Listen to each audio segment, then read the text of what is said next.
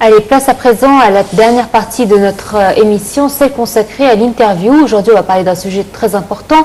On a déjà parlé à plusieurs reprises ici dans Bonjour Égypte, mais on va essayer de vous reparler d'un nouveau projet qu'ils ont entrepris dans cette institution chargée de développer les capacités des personnes ayant des besoins spéciaux. Cette institution a célébré le 31 juillet la fin des activités d'un projet visant à intégrer les enfants non-voyants dans les écoles et à intégrer les jeunes d'entre eux dans le marché du travail.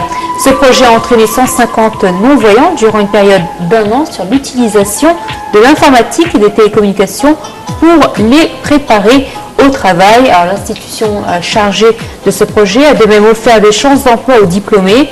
Nous avons donc le plaisir d'accueillir Lilia Talla, directrice exécutive de l'institution. Bonjour. Bonjour madame. Et Alain Farid, responsable des ressources humaines, qui vont mieux nous parler. Bonjour Alain. Bonjour. Alors justement, juste avant de vous présenter en détail, nous avons, je pense... Oui, nous avons un reportage sur ce projet quand même. Des institutions sociales égyptiennes ont organisé un forum pour honorer des étudiants non-voyants. Ces étudiants ont fait des cours pour s'insérer dans des écoles et le marché du travail. Voyons ensemble ce reportage signé Well Said.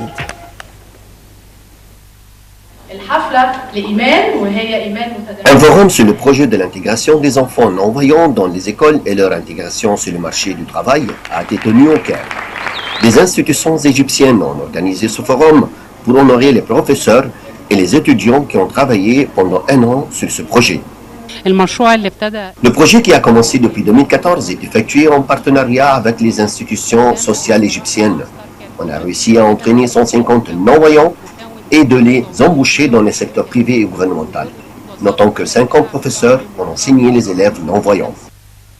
Ces personnes qui ont des besoins spéciaux ont fait des études pour s'intégrer dans la société. Par ailleurs, ce projet est destiné à soutenir le développement social et servir les priorités dont on a besoin la société égyptienne. J'ai beaucoup de choses à faire comme membre de parlement qui représente les handicapés. Je dois montrer les besoins des personnes handicapées dans le parlement. En outre, j'ai réussi à présenter la loi sur les droits des personnes handicapées aux membres du Parlement. Cette loi sera discutée par les membres. Le but de l'intégration de ces gens dans la société égyptienne vise à faire d'eux un facteur d'énergie profonde. Notons que ces personnes doivent développer leur potentiel et leurs compétences pour leur garantir une opportunité du travail. J'ai mal à voir, c'est pour cela que j'ai fait mon entraînement dans une des institutions. J'ai fait des études pour savoir comment travailler avec un programme du parleur. Ce programme m'a aidé à travailler dans le domaine de télécommunications, ça fait 1 an. Les non-voyants et les personnes qui ont des besoins spéciaux sont une partie de notre société qu'on doit aider et leur donner la chance d'être des citoyens comme les autres. Wael Saïd, Nal TV International. Alors voilà, on vous a un peu présenté le projet en question à travers ce reportage, mais on va justement demander plus de détails à la directrice de cette association. Tout d'abord, est-ce que vous pouvez nous présenter d'une manière générale votre association? Bien sûr, nous avons commencé en 2009 et on a visé les malvoyants et les aveugles. Et on a commencé avec des projets pour leur traîner sur le computer, la technologie informatique et aussi la communication. Et je pense qu'on a tous besoin d'être traînés dans la communication. Et on a fait l'emploi. Et c'était très important pour nous, au début, lorsqu'on a commencé de traîner les malvoyants, de trouver comment on va les employer. Et on a commencé avec 300. Et le deuxième projet était un projet pour avoir un laboratoire qui enseigne la langue anglaise. Et on a traîné à propos 250. Et le troisième projet était le projet pour traîner 150 malvoyants. Mais aussi on a traîné 50 comme des professeurs pour aider les enfants malvoyants dans les écoles publiques. Madame Di, est-ce qu'il y a de nouvelles activités qui ont été ajoutées au projet initial prévu dès le départ? Bien sûr. dès que tu travailles un peu dans le développement d'un pays, tu constates qu'il y a beaucoup de choses que tu dois faire quelque chose. Lorsqu'on a commencé avec les malvoyants qui étaient diplômés, on a constaté qu'on doit travailler avec les enfants. Donc, on a commencé à travailler avec les enfants, mais d'une manière pour les intégrer dans les écoles publiques. Il y a 4 écoles concernées pour les malvoyants au Caire, mais on a su et on a compris que être un enfant isolé dans une école spécialisée pour les malvoyants, c'est pas quelque chose qui les aide. Donc, on a décidé de faire un projet pour les intégrer dans les écoles normales, mais avec un professeur qui peut les aider les premières années primaires. Donc, c'est un part d'un nouveau projet. Un autre projet, on a constaté aussi qu'il y a beaucoup de difficultés pour les malvoyants qui sont dans l'université d'étudier. Avec le braille, vous savez qu'ils étudient avec le braille, avec les softwares qui peuvent écouter avec, on lit l'écran, mais il entend l'écran. Donc, on a commencé à travailler à faire une librairie numérique dans laquelle à travers laquelle tous les étudiants peuvent apprendre un code d'étudier dans leur maison ou avec des apps sur leur téléphone, sur le portable. Et on est au commencement, au début de ce projet, mais on voit que c'est quelque chose qui va être très utile pour les malvoyants qui sont dans les universités. Alors, oui. Je voudrais juste poser une question à M. Alaa Farid, justement. Vous êtes responsable des ressources humaines. Je suis venue plusieurs fois à votre association et j'ai vu que vous entraîniez justement les personnes. Parlez-nous de votre rôle dans l'association. Je suis un entraîneur d'informatique technologie. Oui. Je peux leur apprendre qui utiliser l'ordinateur par les raccourcis, le clavier et lecture d'écran à accéder à l'Internet. Et est-ce que c'est difficile de les entraîner ou est-ce que, au contraire, ces enfants ou ces personnes-là sont prêtes à apprendre? Est-ce qu'ils sont prêts à apprendre? Ils peuvent apprendre facilement ou c'est difficile? Non, facilement. C'est facile. Très bien. C'est facile parce que tous les malvoyants, ils utilisent très bien l'ordinateur. Oui. Ouais. Et est-ce que vous avez rencontré des cas justement qui étaient, on va pas dire démoralisés, mais qu'ils avaient besoin qu'on les soutienne dans leur apprentissage de la formation, parce que ça doit être difficile pour vous. Vous devez rencontrer différents cas. Oui, je pense psychologiquement surtout. Psychologiquement, oui, mais si on veut parler de la réalité, la communauté des malvoyants et des aveugles, ils sont une petite communauté dans la grande communauté. Oui. Tous les problèmes qu'on a, ils l'ont. Oui. Mais à propos de l'ordinateur, je pense que lorsqu'on a pris la décision d'avoir une place pour traîner les petits, ça va un peu faciliter, lorsqu'ils seront grands, ça va un peu faciliter comment ils peuvent agir avec la technologie. Mais pour les malvoyants et les aveugles, ils agissent très bien avec la technologie. Mais parfois, Alain, moi je sais que tu as beaucoup de cas que c'est très difficile de les faire comprendre l'ordinateur. C'est juste ou non? Oui. Ouais. Est-ce que c'est le système qui est difficile ou c'est quoi? Qu'est-ce qui est difficile? Le système est difficile? Non, c'est eux-mêmes? C'est très facile, très facile. Nous apprendre le clavier. D'accord.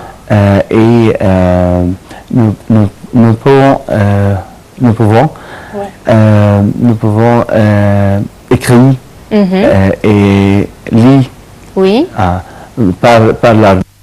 Et justement, vous avez des objets devant vous que vous avez apportés Ils servent à quoi? Je sais que c'est pour les enfants, mais pouvez-vous nous expliquer les objets qui sont Les devant vous? objets ici qu'on a pour les enfants, Oui, c'est facile avec les enfants. D'accord. C'est les figures Montrez-nous. géométriques. D'accord. je peux la prendre comme ça avec toi Ok. pour la caméra. Oui, oui, Pour très la bien. caméra ici, voilà. Voilà. Oui. C'est cercle Oui. et carré, D'accord. hexagonal. Oui. Ok. Oui, c'est pour leur apprendre les formes des Géométriques. des- Avec les touches, il peut faire quelque chose il veut. D'accord. Le triangle. Triangle, Oui. rectangle, Et l'ovale. yeah, ovale. Très bien. Ici, c'est pour les nombres, D'accord. apprendre les nombres. C'est 0, Oui. nos battants. Oui. Il y a 1, D'accord. un battant, 2, Oui. 2 battants, et 3. Oui, avec le toucher et les nombres, ils peuvent savoir les nombres. Parfait. 1, 2, 3. Oui, il y a un petit mélange, il y a un petit piège. Parfait.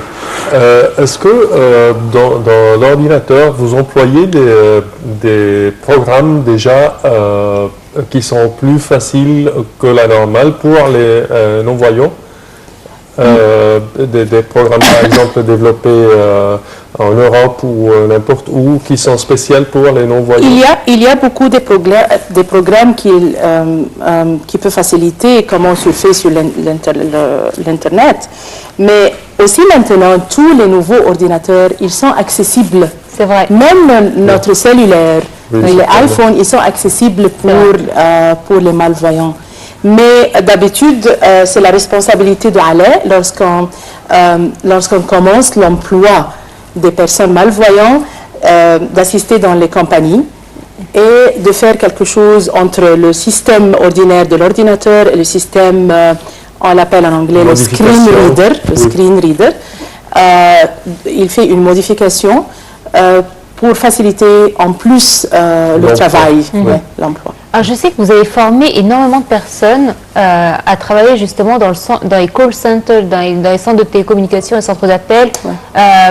Mais vous aviez, il y a quelques années, un problème avec les entreprises. C'est que les gens étaient formés et il y a une loi qui dit que les entreprises sont obligées de prendre au moins 5% de personnes avec un handicap, mais que ces entreprises-là, parfois, donnaient un salaire à la personne Sans travailler. Aujourd'hui, est-ce qu'on a le même problème? On a le même problème, mais beaucoup moins que d'avant. D'accord. Vous savez, avec le Conseil national des personnes aux besoins spéciaux, ils travaillent très bien pour changer beaucoup de lois. Mais pour nous maintenant, parce que les entreprises ont connu que les personnes malvoyantes, ils travaillent sincèrement. Oui. Et ils veulent travailler, ils veulent donner. Donc, on a le problème, mais pas comme avant. C'est déjà ça. C'est déjà. Et surtout qu'ils sont bons en informatique, puisqu'on avait vu comment ils étaient formés. Pas seulement en informatique, ils sont bons aussi en communication. En communication. Ouais. Je pense en communication sonore avec des call centers, par exemple, c'est tellement c'est surtout intéressant. Ils peuvent, je pense, se concentrer plus à suivre les réglementations qu'on les donne. Je pense qu'ils sont meilleurs de qualité même que les autres voyants normaux. Oui, bien sûr. Mais on commence à ouvrir des autres entreprises pour travailler dans le HR. Ils peuvent travailler pour la filtration des CVs. Oui. Et quoi aussi, il y a des gens qui travaillent dans des compagnies médicales aussi. Et il y a des gens qui travaillent comme professeurs dans les écoles publiques. Et les enfants qui viennent justement chez vous, ils ont à peu près quel âge?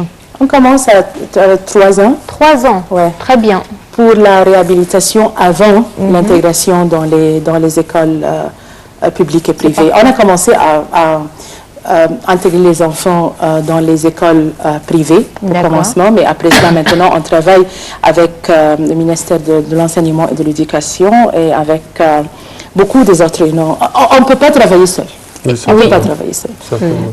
Et maintenant, on a pu travailler dans 10 écoles, 5 au Caire et 5 au gouvernorat de Giza, Oui. pour intégrer les enfants. Et on a, vous savez, tous ces outils sont des outils appelés Maria Montessori. D'accord. C'est on transforme comme voix les outils en toucher. Oui. Donc, ils touchent.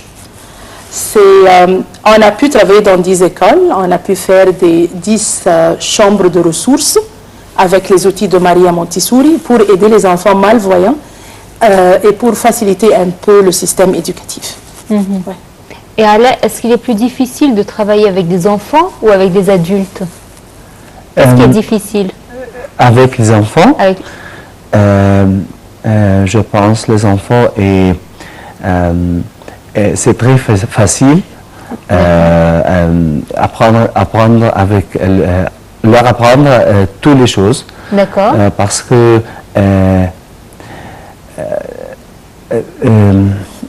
ils ont Concentration. oui, ils ont concentration est très active. Ouais. Donc vous préférez travailler avec les enfants. C'est vrai que c'est important de commencer dès leur plus jeune âge, puisque déjà, en étant adultes, ils ont un certain, on va dire, un isolement. Alors que quand ils sont enfants, je pense qu'ils vont être habitués à côtoyer d'autres personnes et ça va être plus facile de s'intégrer aux autres. Oui, et c'est pas seulement comme ça, c'est l'attitude aussi. Oui. Avoir un jeune chez moi ou chez nous pour 3 mois, tu ne pourrais jamais changer l'attitude. Ils sont plus agressifs. Bien sûr. Bien sûr. Parfait. Et est-ce qu'il y a une sorte de protocole de coopération avec d'autres associations telles que la vôtre bien sûr. en Égypte et Bien sûr. ailleurs?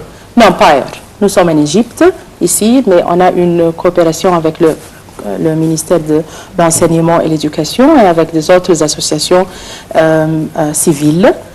Comme j'ai dit, nous sommes comme un tableau de mosaïque. Oui. On doit tous travailler pour changer quelque chose dans la communauté. Et est-ce que vous arrivez à avoir des facilités au niveau de fonds? Parce que tout cela demande certainement beaucoup de travail, beaucoup bien de sûr. fonds. Bien Est-ce que vous avez des problèmes, surtout avec la crise qu'on a, la crise économique que nous vivons? Est-ce que vous avez des problèmes en matière de fonds? Certainement, ça a influencé Exactement. toute la communauté égyptienne, mais on essaye. On essaie de rester dans le même niveau et on essaie de rester avec notre mission. Et je pense que les autres associations que nous travaillons avec, aussi, ils ont la même mission. Mais c'est pas facile. C'est sûr, c'est sûr. Aujourd'hui, malheureusement, les associations trouvent de plus en plus de difficultés, mais ça, on n'y peut rien.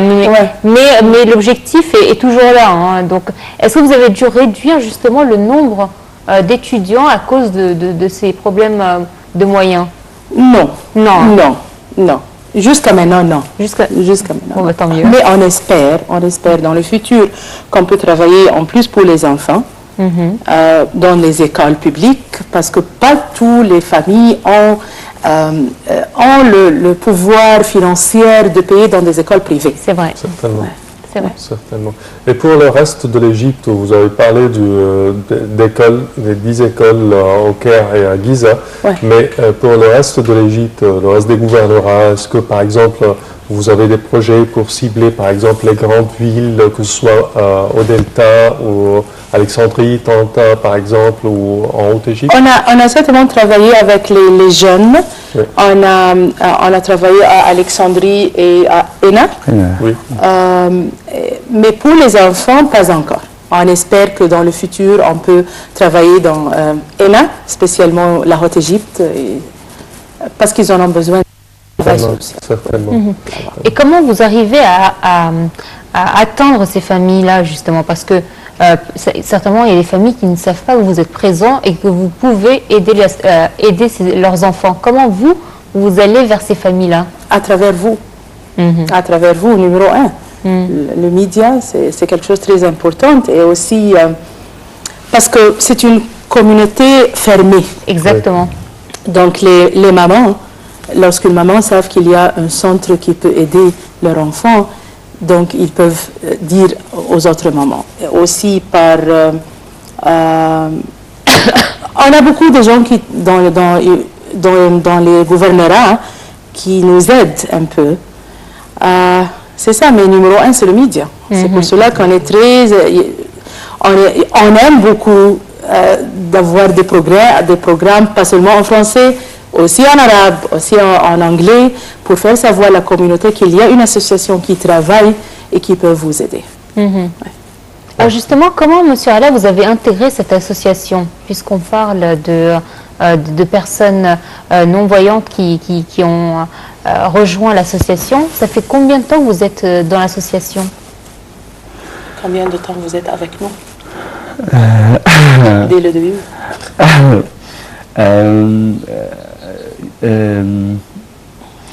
Je ne peux pas. Oui. Elle était avec nous depuis le commencement. Depuis le commencement. Oui, depuis qu'on a commencé, il était avec nous, n'est-ce pas? J'aime toutes mes amies Oui. à l'association. Ouais. Oui, nous travaillons ensemble. Oui. Depuis quand? Oui. Depuis quand on travaille ensemble? 2009? 2009. 7 ans à peu près. Ouais. Oui. Ouais. Et on sent la motivation qu'il a. Ouais. Oui. Il aime son travail. Il aime beaucoup son travail. Et son rôle, je dirais, c'est tellement primordial pour la communauté. Bien sûr. C'est un rôle tellement important quand même. Ouais. Malheureusement, nous venons au bout de notre émission. Ce programme sera sur Internet, comme ça on essaiera de diffuser justement le rôle de votre association et tous les efforts que vous faites. Lily Atala, merci à vous d'avoir été des nôtres. Vous êtes la directrice exécutive de cette association. Merci à vous. Le plaisir est le mien. Merci à Ala Farid, responsable des ressources humaines dans cette association. Merci. Merci. Et bon courage pour vos efforts Merci futurs. Et on beaucoup. espère que vous aurez encore plus de personnes Espérons. à qui vous Espérons. portez de l'aide. Ouais. Merci Certainement. Semer. Merci Noël, merci chers invités, chers téléspectateurs. Au terme de cette édition, nous tenons vraiment à vous remercier d'avoir été des nôtres. Nous vous donnons demain rendez-vous pour une nouvelle édition de notre Bonjour l'Égypte. D'ici là, je pense dans une demi-heure, vous serez en compagnie de ma collègue Noah pour la presse internationale. À tout à l'heure.